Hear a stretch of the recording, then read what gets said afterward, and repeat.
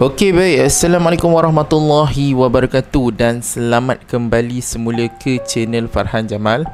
Okey, baik. Pada malam ini FJ ingin meneruskan akan reaksi seram kita pada malam ini, di mana ada perkongsian video, iaitu kalau tak silap pada minggu lepas, berkaitan dengan kes kerasukan di Bukit Jugra, kalau FJ tak silap lah.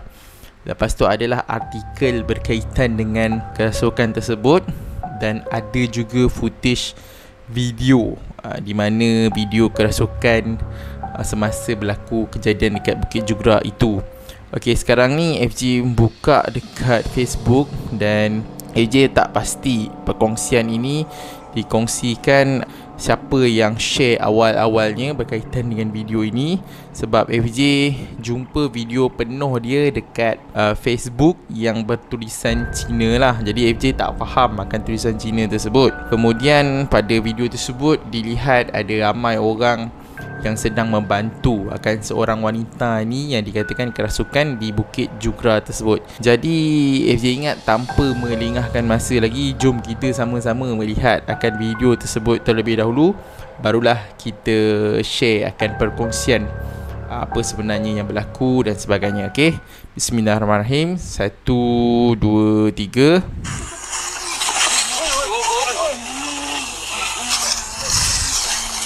Okay, nampak seorang wanita yang sedang dirasuk lah.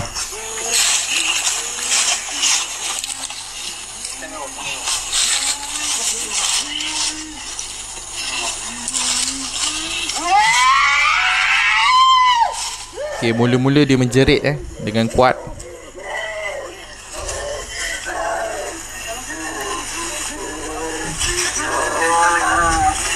Okay, dia menjerit dengan kuat.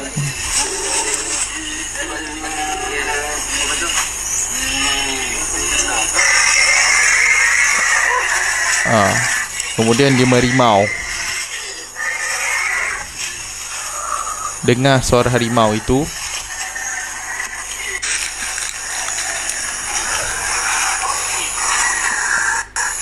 Tindak tanduk pun macam harimau.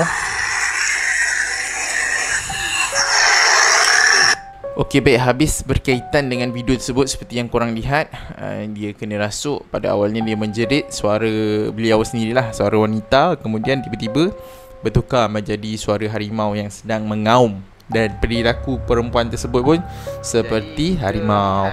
Jadi kita lihat di sini sedikit komen lah, mungkin 10 komen kita baca, lepas tu kita ulas sedikit berkaitan dengan kejadian tersebut. Okey, dia kata daripada Nuriah Abdul Razak mengatakan bahawa kesian dia, nanti bila dah sedar dia akan letih dan menangis semahunya. Okey, betul tu. Bagi orang yang biasa kena rasuk memang akan jadi macam tu lah lebih kurang. Okey, kemudian daripada Syai Hussein Al-Jabri, dia kata maruah dan aib, kenapalah post video ini. Okey, benda tu betul juga. Okey, FJ setuju berkaitan dengan aib dan sebagainya. Sebenarnya banyak. Sebab tu nanti dah FJ ulas sedikit di hujung video berkaitan dengan maruah dan aib itu. Kemudian daripada John Ray Chin, mungkin Chinese kot, dia menyatakan bahawa semua yang ada kat situ tak reti nak buat apa. Sebenarnya memang macam tu pun situasi dia. Kita cakap mungkin agak mudah, tapi bila berhadapan dengan situasi-situasi yang macam tu, sebenarnya nanti lah FJ ceritakan jugalah akan kes kerasukan yang sebenar yang berlaku pada pengalaman FJ.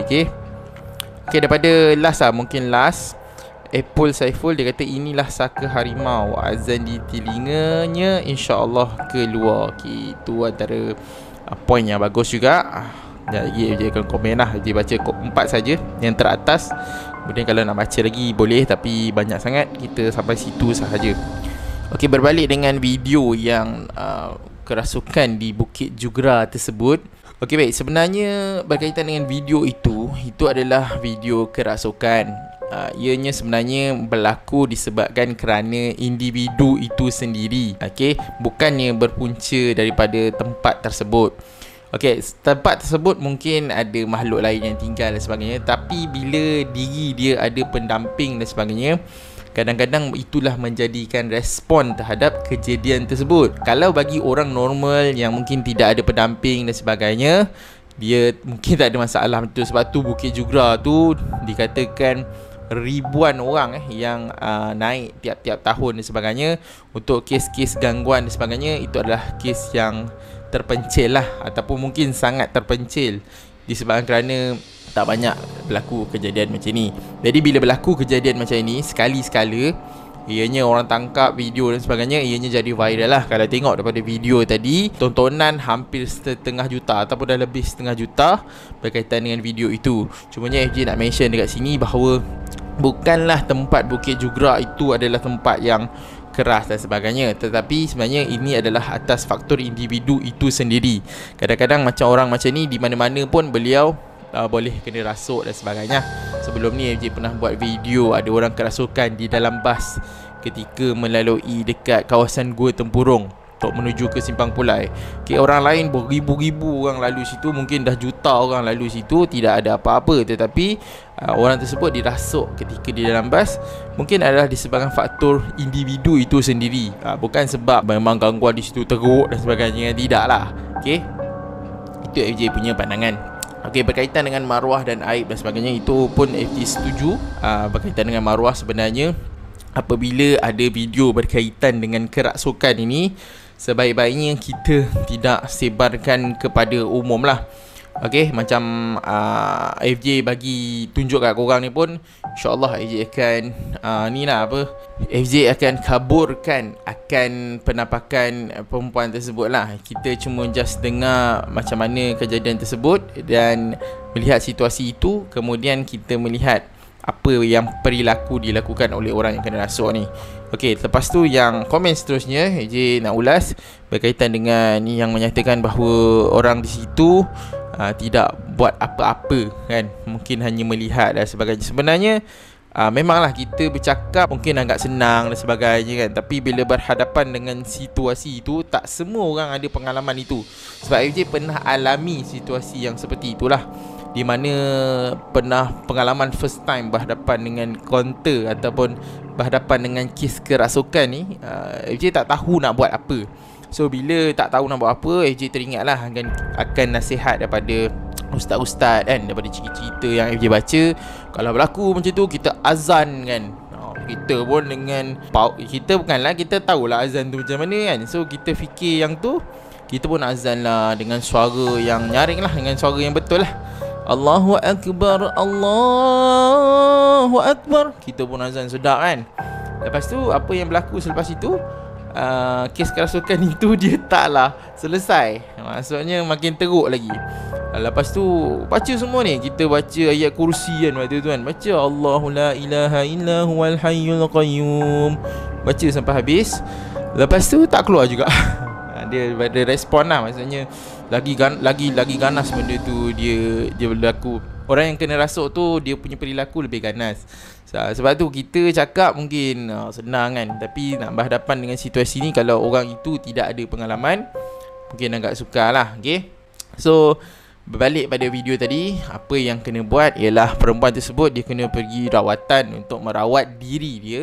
Okay, benda ni selalunya ada pendamping lah. Pendamping ini berarti bukanlah wanita tersebut yang mengamalkan pendamping kebiasaannya, tetapi mungkin ada dari sudut susul galur, keturunan dan sebagainya lah.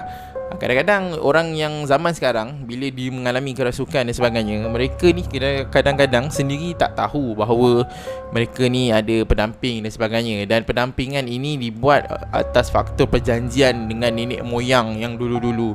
So kalau tanya FJ, bagi pandangan FJ, orang yang ada pendamping dan sebagainya, gangguan dan sebagainya, mereka ini tidak salah. Okay, kadang-kadang kita skeptikal, kita pandang bila ada orang ni ada pendamping dan sebagainya, oh dia ni syirik kepada Allah, dia ni teruk kan, dia ni ada pendamping dan sebagainya. Sebenarnya kadang-kadang situasi tu, orang yang ada pendamping tu sendiri pun dia tak tahu bahawa dia ada gangguan. So itulah faktornya. Salah satu disebabkan perjanjian pada zaman nenek moyang. Jadi perkara ini harus dirawat lah.